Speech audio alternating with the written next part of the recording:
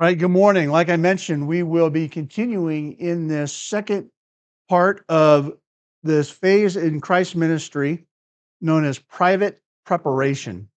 So remember last time we started this, he had an 18-month ministry. He had an 18-month ministry in Galilee. And during that time, he was very public about who he is, not in a clear, definitive way, but through the signs and miracles and healings and his teaching, the things that he did, he made it evident that Jesus Christ is indeed Israel's Messiah, the one that they were looking for to be their king. He also made it abundantly clear that he is the Son of God. And the people of Israel collectively rejected that message. While they were infatuated with Jesus and found him a fascinating individual, when it came to him actually being God, coming from heaven, when they knew that he had grown up in Nazareth with Mary and Joseph and his brothers and his sisters, that was too much for them to put together and grasp. And so while there were some who were faithful and had genuine faith and belief in Jesus Christ as both Messiah and Son of God, the vast majority left Jesus to the point where he turns to the 12 and says, "Are you going to leave me too?" And of course, they say, "Where will we go? You have the words of eternal life." As a result of that culmination in Galilee, Jesus then went off to have time away from the Israelites and the Jews. And he went and he spent time actually getting as far away from there as he could. Remember, he went all the way up to the west coast by Tyre and Sidon. And it was a Gentile area outside of Israel where he could be alone. And now, while he will do occasionally miracles and healings, he's trying to do it in a way where he won't draw crowds. Because when he was in Galilee, it got to a place where he couldn't do anything without drawing a crowd, to the point where, he could barely eat. He couldn't. It was a struggle for Jesus to get any time alone, and to get time alone with the 12 was virtually impossible.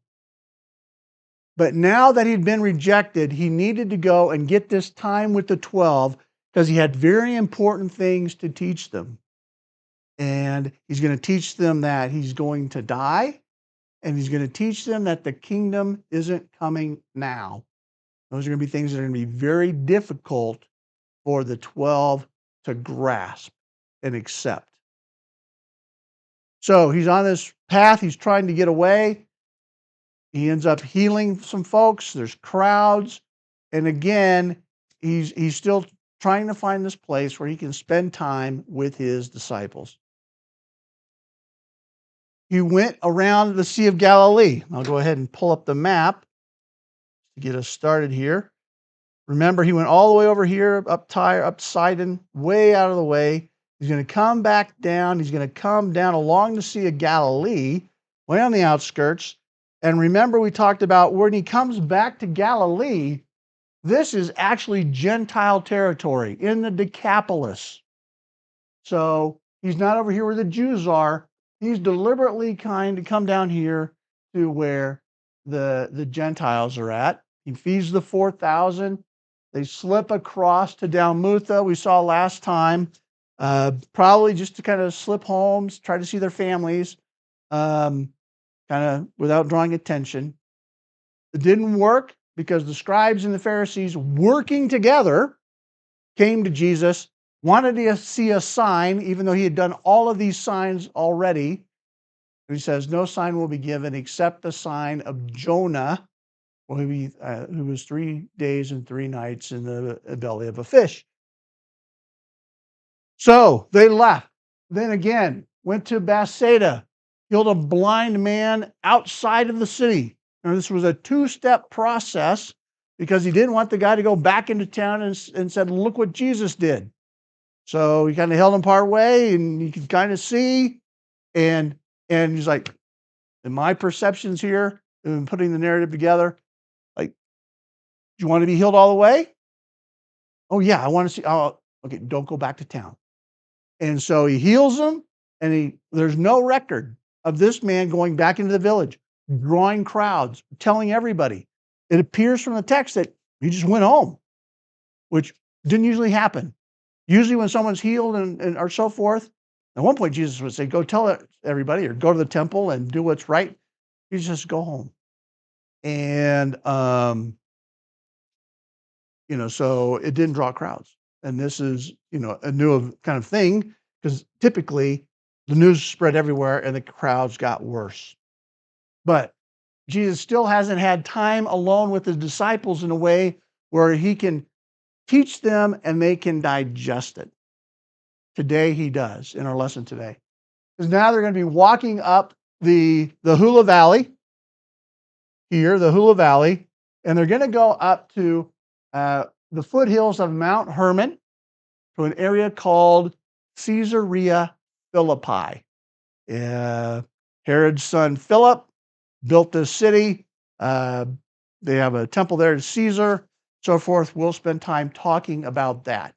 So that's where we are at today, and bringing us up to speed. Okay, so today we are going to look at this retreat to Caesarea Philippi. We're going to look at Peter's confession of who Jesus Christ is. We're going to see Jesus' first prophecy of his death, burial, and resurrection. Now, Jesus has made allusions to it, talked about it in kind of a vague sense. Here, he's going to be very plain, clear, and specific, which he had not done before. We're talking a little bit about the cost of discipleship, and then the Transfiguration. So on this retreat to Caesarea Philippi, go ahead and pull up Matthew.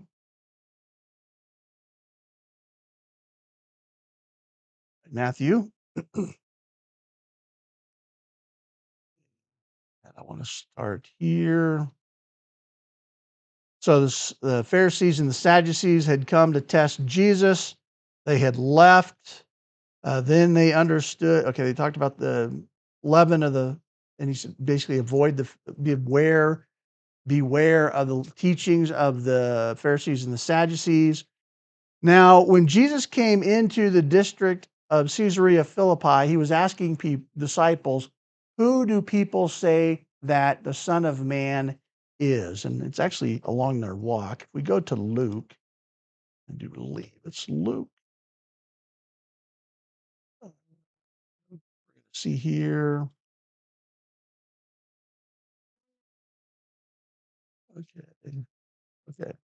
He called the 12 together. He gave them power and authority over demons. This is we needed that. Luke 9. They got a lot of. Okay, now we're going to have the Transfiguration.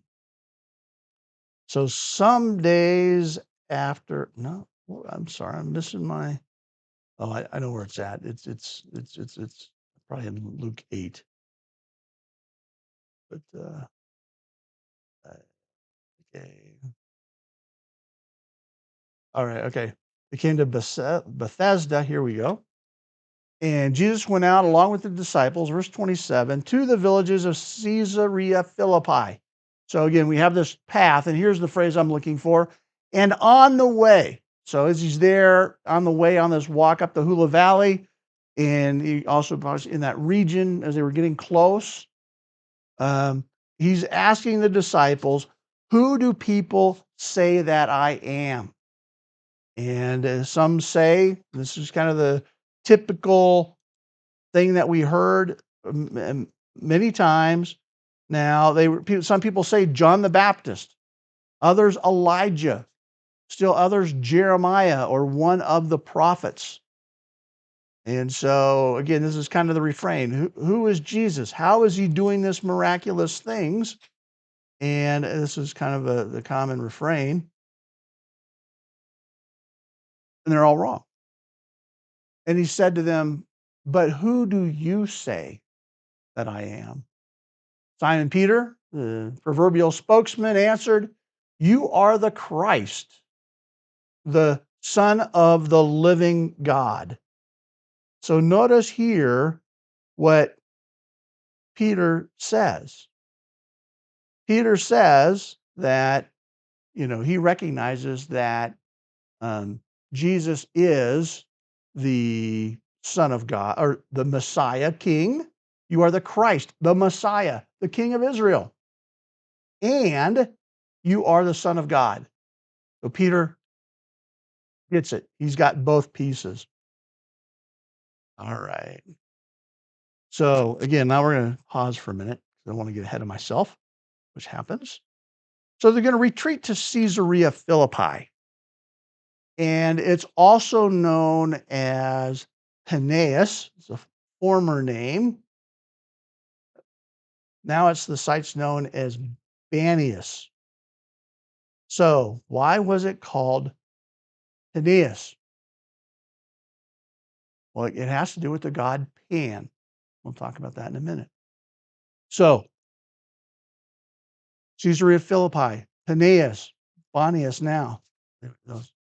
Very Gentile, very pagan. And it was named Panias because it had a temple to the god of Pan and his associated nymph. Okay? Pan is the god who was, quote, half goat and half man, god of the forest. God of the forest. But he's also responsible for all that is frightening in the deep woods. So maybe, it gets scary being out there. It happens to be, I don't know if you know this or not, where we get the word panic from. Panic, we're afraid. Well, God Pan. Over that, soldiers would pay homage to Pan so that they would not panic in battle. So they're fighting, they don't want to panic. Now, Jesus would not go into Caesarea Philippi itself. It was a place that was dangerous for and offensive to Jewish people. And why? Well, because there's three reasons. First off, it was wholly given over to pagan worship. The worship of Pan and the nymphs and all the indecency and wickedness that would go along with that. So temple prostitution, all the crazy stuff. Second, there are always thousands of Roman soldiers here on leave, drunken but armed. So not a very safe place. They're also looking for sport and wicked entertainment. And it's a place where on several occasions, Jewish captives had been made sport of in theater or made to fight wild beasts, etc.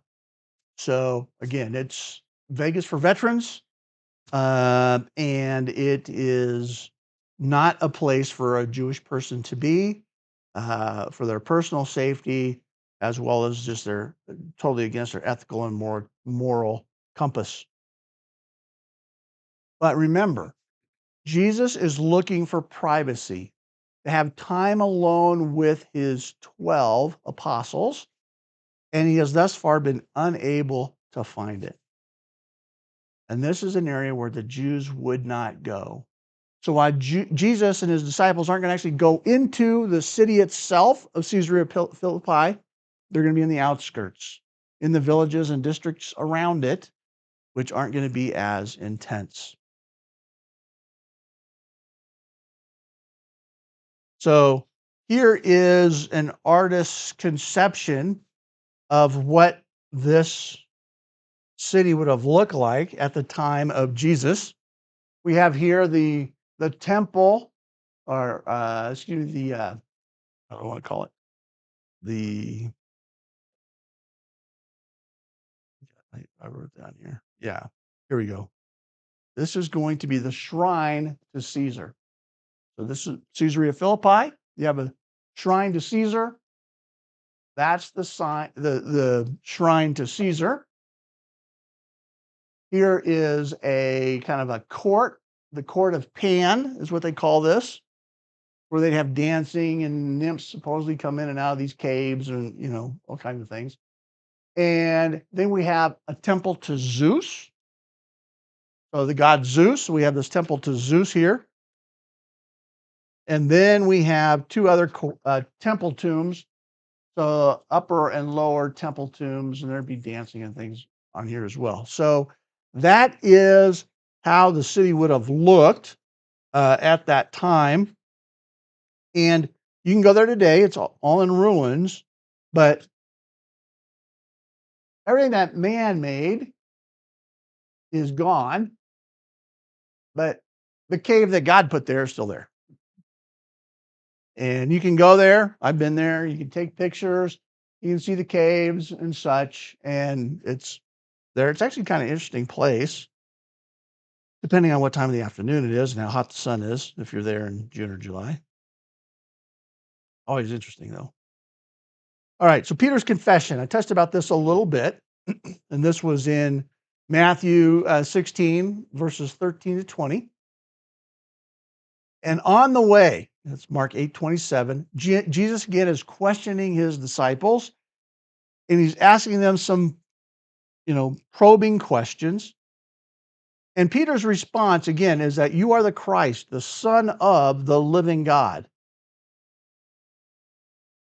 And so Peter recognizes, again, that Jesus is both the Messiah and the Son of God. And it's interesting here, the Gospels actually record this as well. If you compare Mark and Luke, um, and so let's go and also Matthew. Let's look at what Matthew says. Matthew says, records what Jesus said. He goes, "Who do people say that the Son of Man is?" So here Matthew records the question as the Son of Man. Again, the deity of Christ. And when we go to Mark and Luke, they're going to say, well, who do people say that I am? And then let's see. And then we're going to come here. Who do people say that I am? So again, Jesus is the Son of Man. Right? That's kind of the point there. Right. Matthew 16 records the answers. Again, we looked at that. John the Baptist, Elijah, other prophets, so on. Now, Bookman likes to characterize this question that Jesus asks them. Who do you say that I am? As Jesus's one question oral exam to complete their undergraduate studies. So he's a professor. Basically, he's like, we're going to give you one question, and if you get it right, you pass. And then, now that they've passed, after this, they're going to be initiated into grad school. And they're about to go into grad school with what Jesus is going to share with them. Now, Peter recognizes, as I said, who Jesus is, both Messiah King and Son of God. This is the first of 4 times this succinct identification that Jesus is the Christ, Son of the living God, is to be found in the Scriptures. 4 times, that's it, which is kind of interesting. We have the one here in Matthew 16:16. We're going to have it in John 11:27, Martha, in the connection of the resurrection of Lazarus. Matthew 26:63 with Caiaphas. And then John 20:31 with John, again, with the purpose of his gospel. I write these things so that you may know that, and so that's the 4. So Jesus says a number of important but often misunderstood things here. So let's look at Jesus' response. Jesus said, "Blessed are you, Simon Bar Jonah." because flesh and blood did not reveal this to you, but my Father who is in heaven. I also say to you that you are Peter, and upon this rock I will build my church, and the gates of Hades will not overpower it.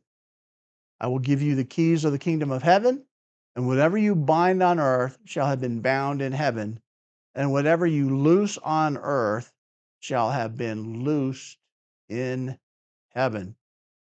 So let's dive into this a little bit because some our Catholic uh, friends uh, get this kind of twisted. Trying to be nice. Trying to be nice.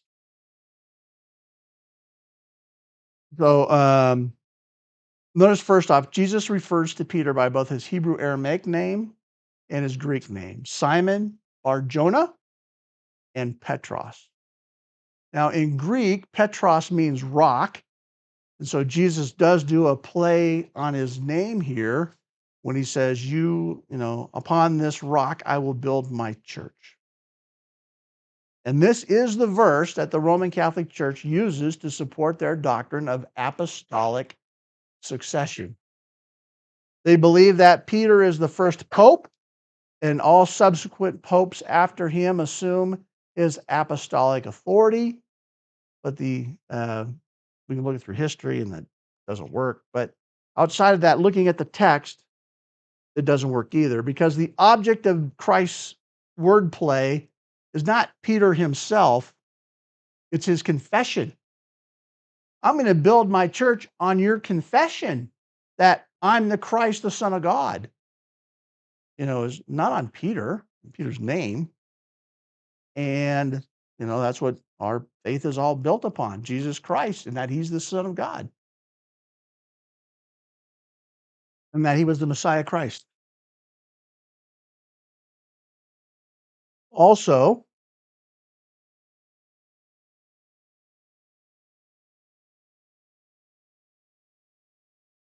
again, upon Peter's confession, Jesus' church is built, rightfully so.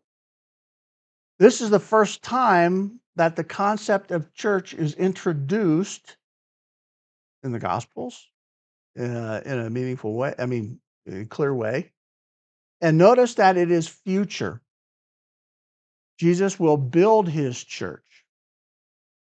The church isn't then contemporary with Jesus. It didn't exist in the Old Testament, as our amillennial and covenantal folks want to think. No, Jesus says, I'm going to build my church, future tense.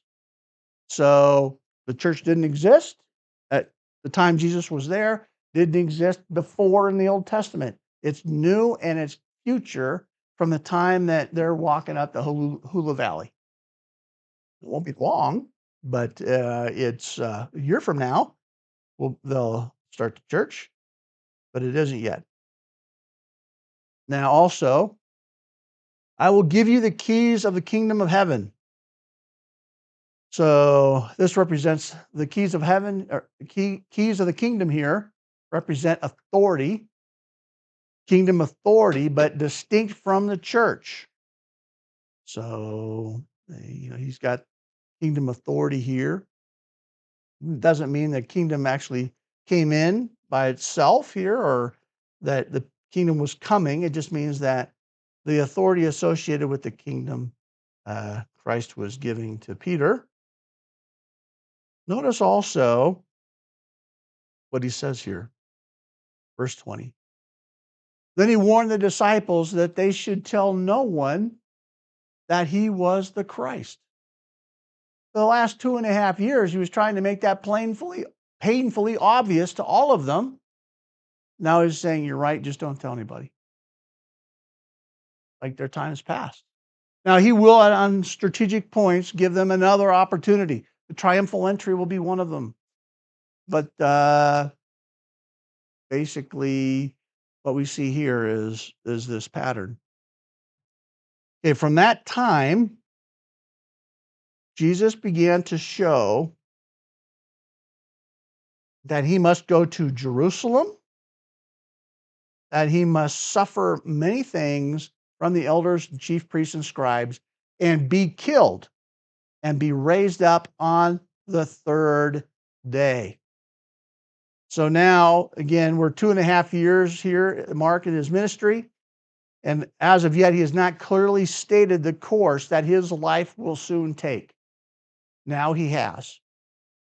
This is like I said, the closest has been his reference to Jonah and being lifted up like the bronze servant in John 3.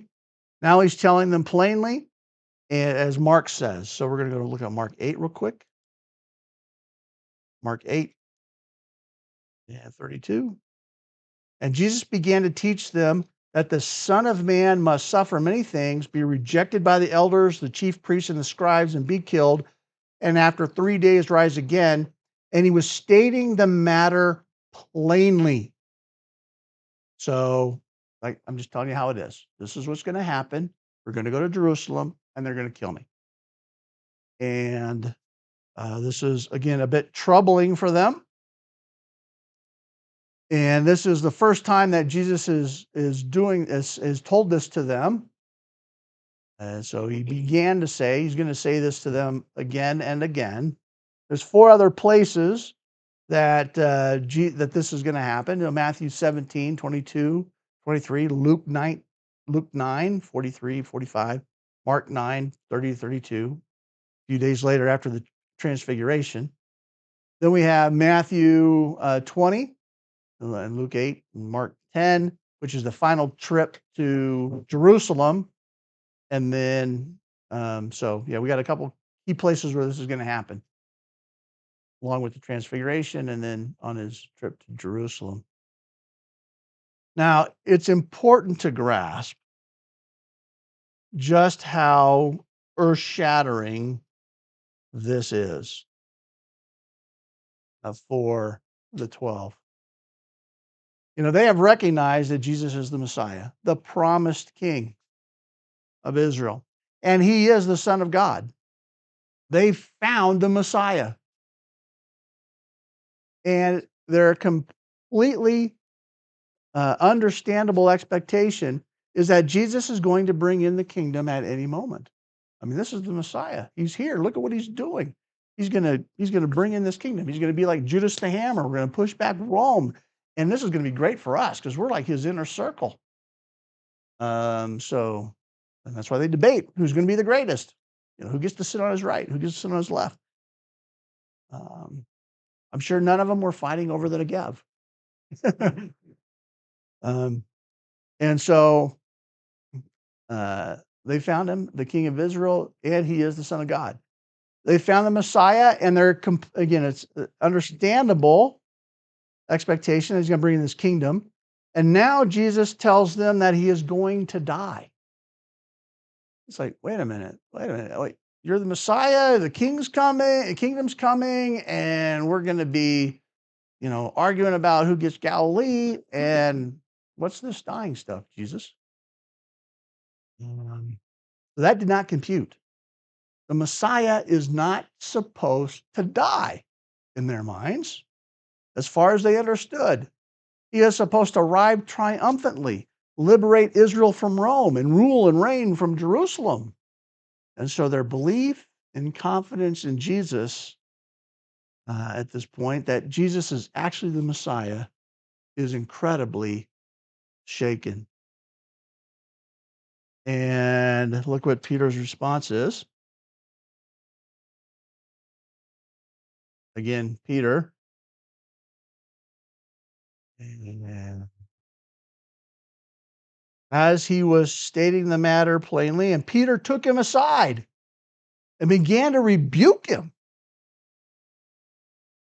But turning around and let's see, he doesn't capture the phrase. Let's wait. No, let's go to Mark here. Matthew. That's the one in Matthew. Okay. From that time on, they must go to Jerusalem and die. Peter took him aside, began to rebuke him, saying, God forbid it, Lord, this shall never happen to you. But he turned to Peter and said, get behind me, Satan, for you're a stumbling block to me. You're not setting your mind on God's interest with man. So it's like, Lord forbid it. This should never happen to you. And Jesus' response is like, you're a stumbling block. You're representing the devil here because this is God's plan for me. This is why I have come to go and to Jerusalem and be persecuted and killed. And so now I hesitantly I'm going to go into the weeds with a little Greek lesson here. So there are in Greek, just like English and every other language, we have something called prepositions, functional words. Prepositional phrases generally function as adverbs. And in Greek, these prepositions, there's a class of them that are by themselves, and there's some that can also be attached to words. Okay, and the two here get attached to some words. And the word in particular that we're interested in is the Greek word lambano, which means to take or to receive. Kind of interesting. I couldn't think of a good English parallel.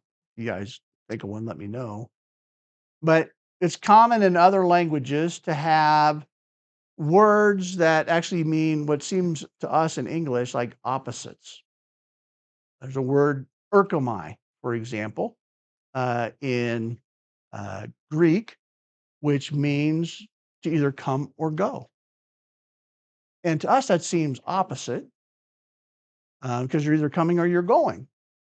But actually, when you get familiar with how the language actually works and kind of loosen up our English thinking a little bit, so that we're thinking more like Greek, then you can kind of see, how the context kind of tells you which way the word means. And sometimes I'll put one of these prepositions in front of it to tell you whether it's like kind of like going away or coming close, so you can kind of tell. Hebrew does the same thing, and this is recorded, so I'm not really good pulling Hebrew right out of but I think it's like, what's it, Saha, but scratch that. But anyway, I'm still working on my memory on my Hebrew. Okay, but yeah, it's the same. One word means come or go. It's actually easier to read language than it is to like do the opposite.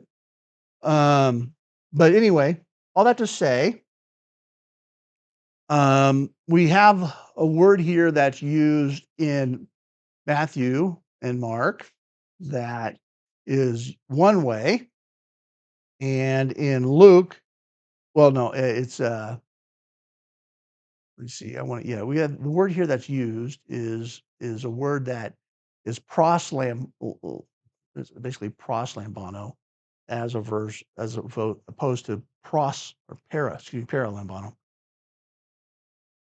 Para means alongside, beside, from. Parachute, kind of along the plane, right? Um, uh, Cross means to or toward, and I should come up with some English words that you would recognize to explain this. Um, but where am I going with this? First off, I need to educate you a couple things. And again, we're getting into the weeds. First one is the root fallacy. This will actually help you.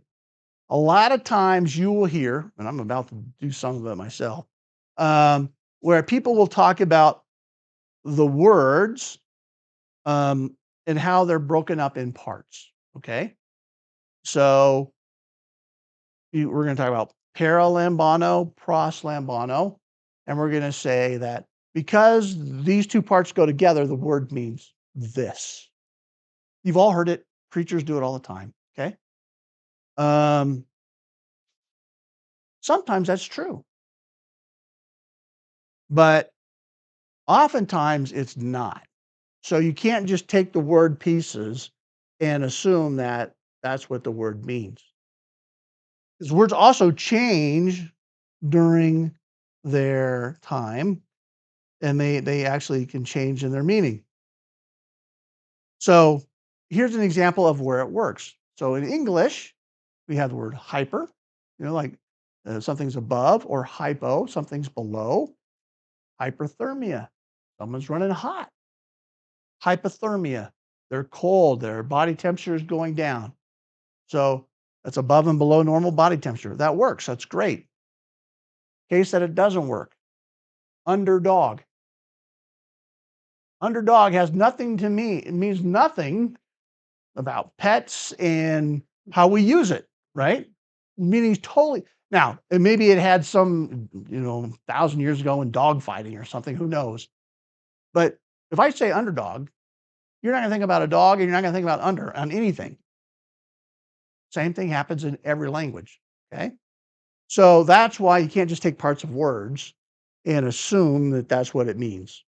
So whenever you hear it in a sermon or someone teaching your Sunday school class, like right now, you should always ding, ding, ding. That might be true, but they need to explain it. Okay. All right. So why do I bring this up? Because our passage here, I want my other one. We're going to go here, Matthew 16:24. Here, the word is pros labomenos. It's a form of lambano. And I'm not telling you what the word means yet, right? Because again, there's some overlap. There's a lot of overlap. So in English, I can talk to you about a tub and I can talk to you about a box. So if I tell you about put something in the box, you understand. If I imagine a cardboard box or something, put the lid on the box or put the lid on the tub. They're almost synonymous, right? A lot of overlap, you know. Downstairs in our basement in the storage room, Carrie's got all kinds of tubs full of stuff. Boxes too. But each one of those words also has a meaning that's unique to them. And then they also have, so I'm like not even going to get into like tub that with a shower or a bathroom. That's a whole different thing. A tub, conceptually, if I were to show you a picture of a cardboard box, it says FedEx on it, you're not going to call it a tub. And similarly, if I went and got a tub, you probably aren't going to think of it as a box, even though functionally they do a lot of the same stuff. And there are other words, and I'm trying to think of some good ones, but um, I guess you couldn't do it this morning. But the point here is we have cross lambano and paralambano that are very similar. There's a lot of overlap, but they are different. Paralambano is the word that you typically see. It means you could kind of like to receive, or you can means take to oneself. But it is, uh, it's take alongside is kind of how we think about it. Come along, and so it's. I look at it as maybe a little bit more receptive, and maybe not quite as deliberate and intentional. Cross lambano, on the other hand, also means to take side, but it also can mean like to take hold of or grasp with the focus on the goal of motion. Motion. And so looking at these two things, paralambano, try to pull us out of the weeds a little bit, occurs in the New Testament 49 times. That's the word you would typically expect. Cross lambano, only 12 times in a variety of different ways. And so there's a second principle in linguistics that I want you to know. It's part of functional linguistics. And that is whenever an author has a choice to do something and how they express themselves, that choice implies meaning. There is a typical way of making a sentence. There is a typical way of selecting words. And so when the author chooses something different, then there's a reason why the author did that. And so I could say, hey, throw it in the box. throw it on the shelf, and say, "Hey, put it in the third tub." And now I've conveyed something different. I use the word tub for a specific reason. And in the same way, the authors of the Gospels could have said paralambano. That's a common word, but they used pros. And so, while the two words overlap a lot and can mean a lot the same thing, it's quite likely here that because this proslambano literally means to take to oneself, to grasp, that Peter's actually getting physical. So when Jesus says to Peter, or says to all of them that I'm going to die, I'm going to Jerusalem and be killed, and Peter's, it's not like, come here, Jesus, let me go talk to you. They're walking down the trail, and it's like Peter grabs you, Jesus, pulls him into himself. No, this isn't going to happen to you. Now, the thing that helps us understand that, and why I think that's a viable option, is because we know about Peter's personality. He's outspoken, he's a man of action, and, while obviously they have reverence for who Jesus is, he's also one of the guys, right? You got a bunch of fishermen here, and so I'm not gonna say like he's got a wrestling match here, but he probably like pulled him in a little bit. Jesus, it's not just, hey buddy, let's chat about this. There's a little emotional reaction. And Jesus like, get behind me, Satan. So that's the reason why I go through this big diversion. And you can't do it just with the words, right? I mean, there's context and everything else, and you know, you got to be careful because that's could be the reason why the choice is different. But it could be Mark and Matthew got tired of using the alpha and they wanted to use an omicron for once. Who knows? But I think it's got viability because we know who Peter is, and proslambano is used so much less than paralambano in general in the New Testament. Okay. Any questions on that? Did I completely confuse everybody? Jack, and what's that? Well, what I was going to say is that's why I want to have multiple.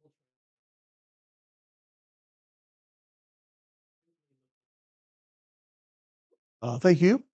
And sometimes translations are really helpful. Multiple translations and English editions, absolutely. And sometimes they all do the same thing. I mean, they're all going to translate this take a side, which is legitimate. And back to choice, the evangelists don't say Peter grabbed Jesus, which they could have. This is kind of middle of the road there. All right. The cost of discipleship. Oh, I left in my old numbering. Okay, the cost of discipleship. We really want to just talk about this briefly. Really, I want to make here because it sets up for what's coming next, specifically Matthew 16, 27, 28. Okay. So then we're going to get into the cost of discipleship. Jesus said to his disciples, if anyone wishes to come after me, he must deny himself, take up his cross, and follow me.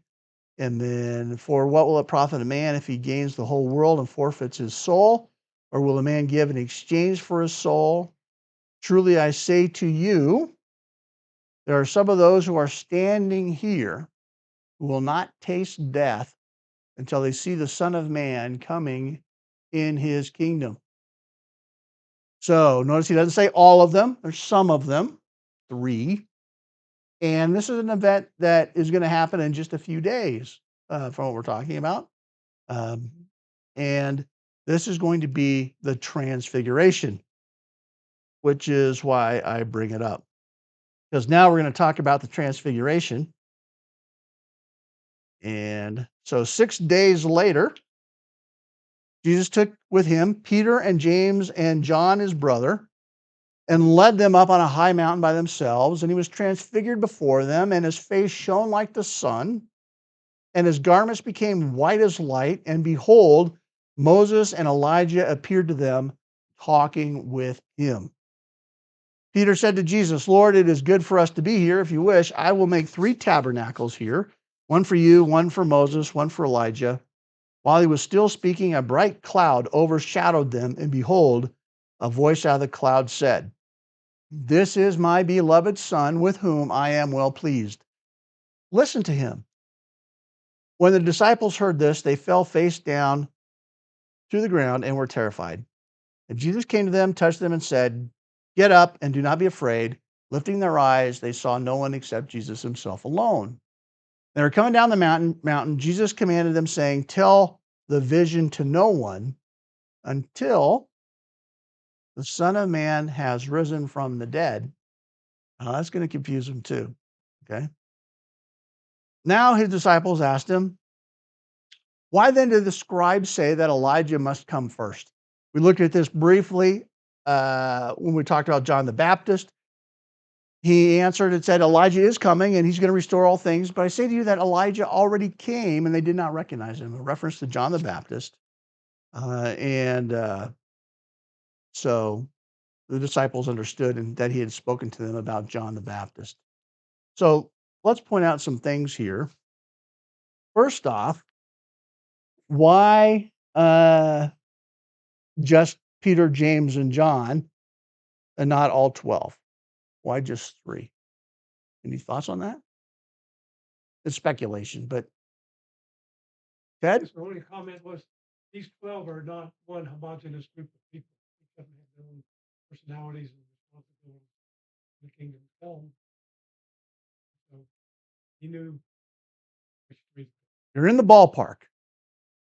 We got 5 minutes left here, so I'm going to wrap it. Okay. Well, he did say some of it. Yeah, so that's true. Yeah, that connects there. But back to what Ted was saying about they're not a homogeneous group. Now, we don't know for sure because the Bible doesn't tell us, but there definitely is one of the 12 who's not like the others, Judas Iscariot. So now we're in this phase where Jesus is now orchestrating and planning. He has to get to Jerusalem at a certain time, and he's got to have people that kill him. He knows who's going to betray him. And if Judas sees me transfigured on the mountain, and we get into predestination and free will, all this stuff here that we don't understand. And he's like, maybe Judas isn't going to go through with it. If he sees me turn into like my glorified self, that might be enough to like say, you know what, maybe I don't want to kill this guy. So also the reason why he says, don't tell anyone until after I've risen from the dead. Because what? Because Jesus has a mission now to die on the cross. He doesn't want anything that's going to prevent that from happening. So we don't know how that all works, and Jesus' strategy and sovereignty, being human and God and all of that. But in a very real sense, it tells us, he didn't send all of them. He didn't want the others to know until after he was was going to rise from the dead. But their faith has been shaken, right? Because he's told them he's going to die. So, and now he's reassuring them, I'm going to die. Yes, the kingdom's still coming.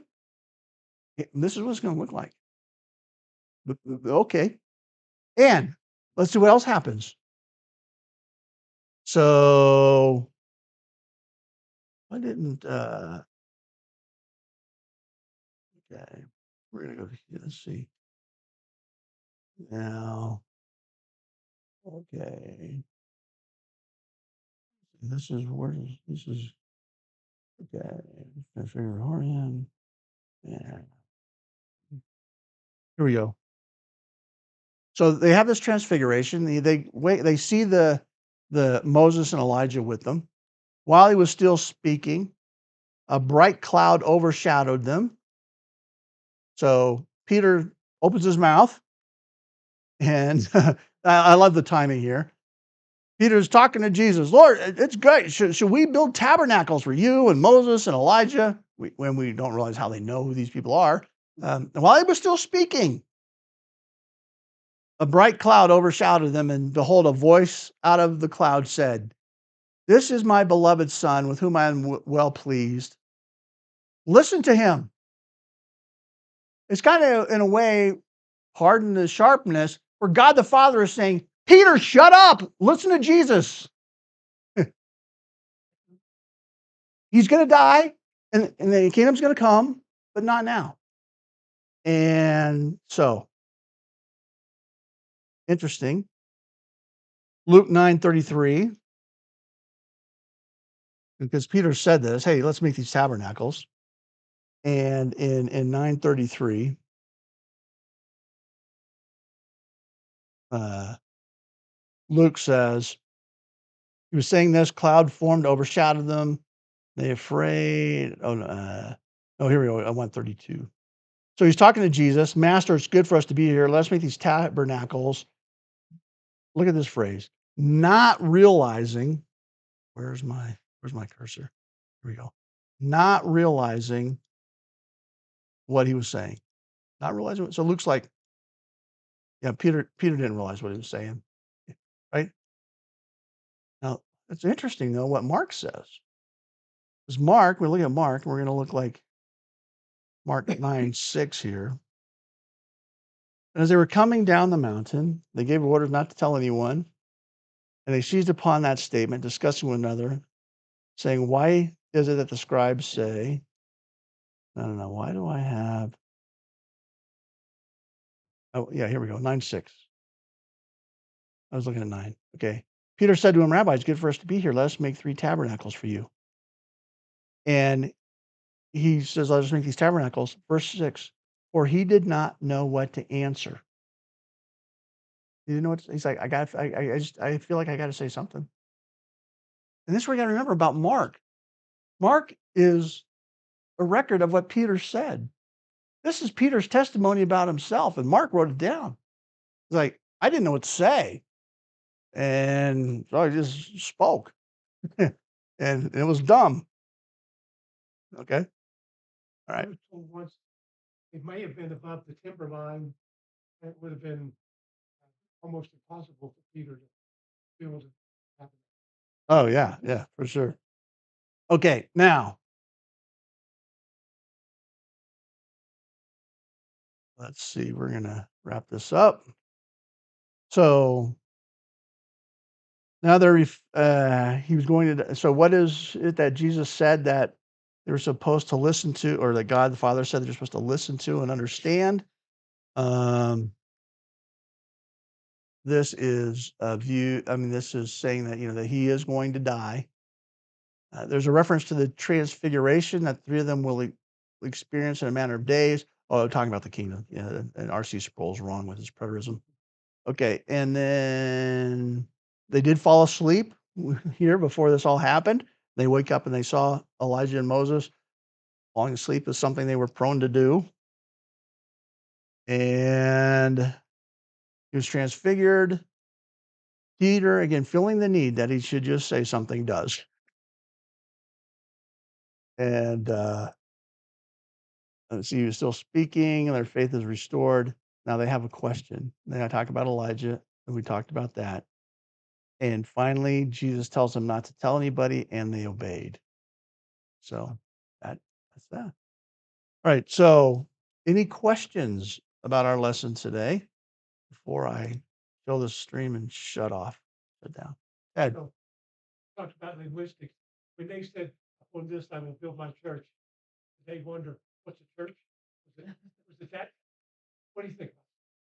Well, so no, I don't think they did, because the word church, ecclesia, it means assembly. And so that was a common word. We'll see it in Acts, that the public things when Paul's going on his missionary journeys in the city, they'll have an assembly in the town. It's ecclesia. And in the Old Testament, there's assemblies in the congregation, and it's translated into Greek in the Septuagint as ecclesia. Okay. What's interesting about that, though, another linguistic lesson, is I talked about how words change over time. You look at the New Testament in the order that the books were chronologically, we believe they were written. In the early books of the Bible, of the New Testament, ecclesia means assembly. But later on, like mid-Acts toward, the writings of, John's letters and some of the other epistles, ecclesia takes on a technical term. So then it starts changing in meaning. So that's not just a general assembly anymore. It's an assembly of Christians or Christ followers. So we actually see that change in development in the word ecclesia within the Greek language uh, during the first century. Okay. All right. With that.